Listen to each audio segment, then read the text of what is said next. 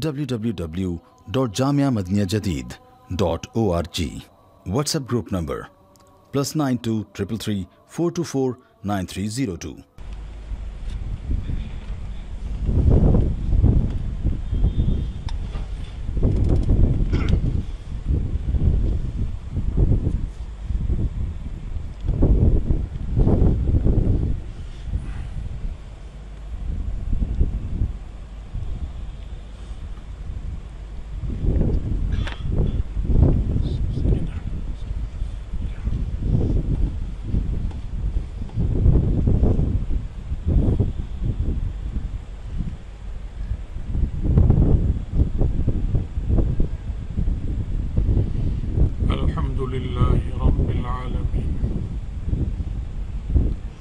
والصلاة والسلام على خير خلقه سيدنا ومولانا محمد وآله وأصحابه أجمعين.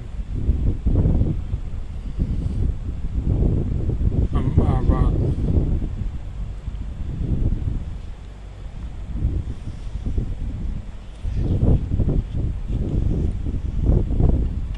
حضرت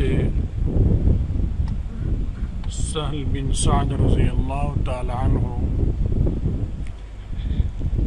فرماتے ہیں کہ قال رسول اللہ صلی اللہ علیہ وسلم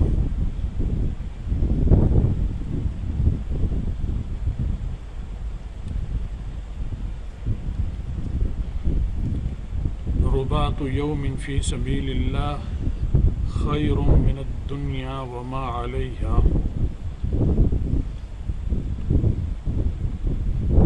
کہ اللہ کے راستے میں پہرا دینا،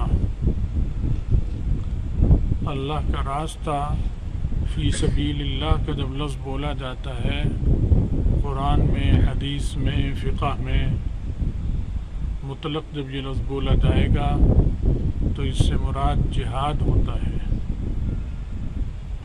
قتال ہوتا ہے جو اللہ کے لیے ہو.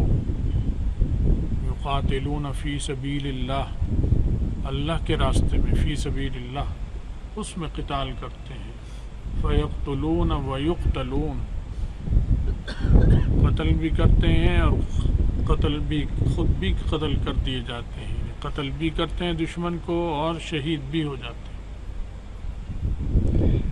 تو یہ فی سبیل اللہ کا ویسے تو بہت سارے مصداق ہیں.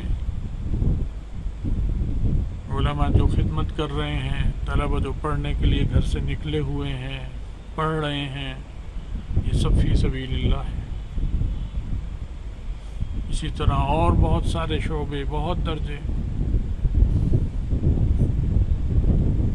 تبلیغی جماعت میں جو جاتے ہیں یہ بھی فی سبیل اللہ ہے، لیکن یہ فی سبیل اللہ نچلے درجے کا ہے. اعلیٰ درجہ، جو سب سے اعلیٰ درجہ ہے فی سبیل اللہ کا، وہ قتال بالسیف ہے، تلوار سے لڑنا ہے. آج کل بندوق ہے، راکٹ ہے، جنگی جہاز ہیں، ٹینک ہیں، ان کے ذریعے جب دشمن سے مقابلہ کافر سے کریں گے باطل قوت سے مسلمان فوجیں، تو یہ ہے قتال فی سبیل اللہ. مطلق فی سبیل اللہ ہے، اس کا اولین اور سب سے پہلا مصداق یہ ہے. باقی اور بہت سارے ہیں، جیسے شہادت کے بہت سارے درجے ہیں، حدیث میں آتا ہے بہت سارے درجے ہیں شہادت کے. پیٹ میں جو پیٹ کی بیماری میں چلا جائے وہ بھی شہید ہے. کوئی جانور ڈس لے اور وہ اس سے وفات ہو جائے وہ بھی شہید ہے. عورت زچگی میں چلی جائے وہ بھی شہید ہے.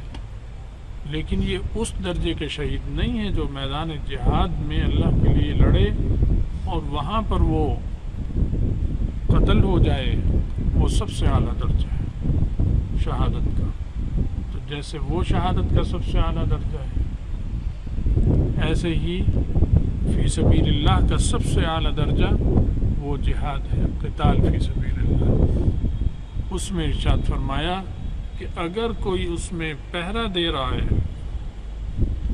ایک دن پہرا دیا صبح سے شام تک، جیسے 8 گھنٹے کی ڈیوٹی ہوتی ہے، کبھی 10 گھنٹے کی ہوتی ہے، جیسے حالات ہوں اللہ کے راستے میں مورچے میں کسی درے پر کسی اونچی جگہ پر کمانڈر نے بٹھا دیا کہ یہاں پر بیٹھ کے پہرا دو اور دشمن پہ نظر رکھنا، کوئی خطرہ ہو تو ہمیں باخبر کرنا، جو یہ چوکیداری کر رہا ہے، تو یہ جو پہرا ہوتا ہے یہ بڑا مشکل کام ہوتا ہے اور یہ خطرناک ہوتا ہے، کیونکہ اس نے ہر وقت حاضر دماغ رہنا ہے۔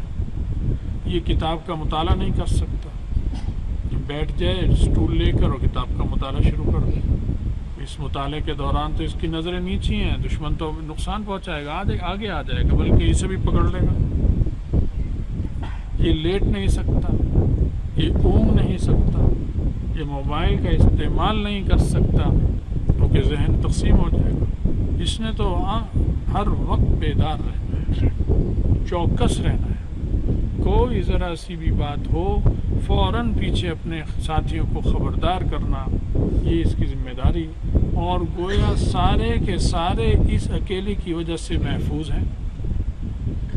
اس اکیلے کے پہرے کی وجہ سے سب اپنے آپ کو محفوظ محسوس کر رہے ہیں دشمن سے، اور اس اکیلے کی غفلت کی وجہ سے سب مارے جا سکتے ہیں۔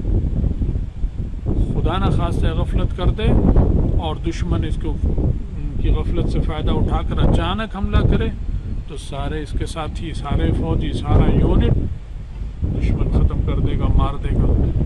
تو گویا بہت ساری خیر اور بہت سارا شر اس کی ذات سے وابستہ ہے کہ اگر یہ غفلت کرے تو بہت بڑا نقصان ہو جائے گا، اور یہ بہت بیدار رہے تو بہت بڑے نقصان سے اللہ تعالیٰ بچائے گا اسلامی لشکر کو، مجاہدین کو، فوجیوں کو۔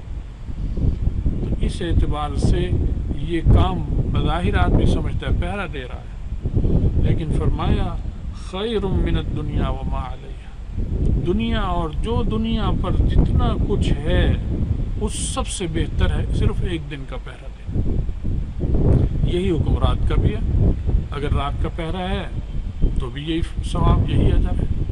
تو یہ بہت خطرناک کام، اسی لیے دشمن جب حملہ کرتا ہے، کچھ بھی کرتا ہے، تو سب سے پہلے اسے مارتا ہے کہ اسے ختم کرو، ورنہ یہ ان کو اپنے ساتھیوں کو خبردار کر دے گا۔ ان کا ہیلا بہانہ کوشش ہی ہوتی ہے کہ سب سے پہلے اسے صاف کرو۔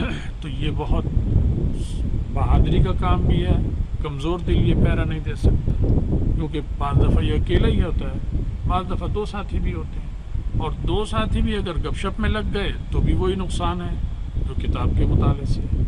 اگر دو ہیں تو دونوں کو بھی بہت چوکس رہنا پڑے گا، محتاط، ایک دوسرے سے پشت کر کر دشمن کی طرف رخ کر کے بیٹھنا پڑے گا، ادھر نظر رکھنی ہے۔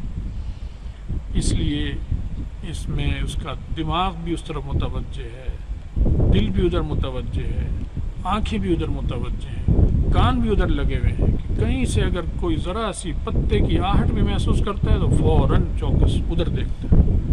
تو اس کے سارے اعضاء مصروف ہو گئے اس کام میں، اس لیے اس کا بہت بڑا درجہ رکھا گیا ہے۔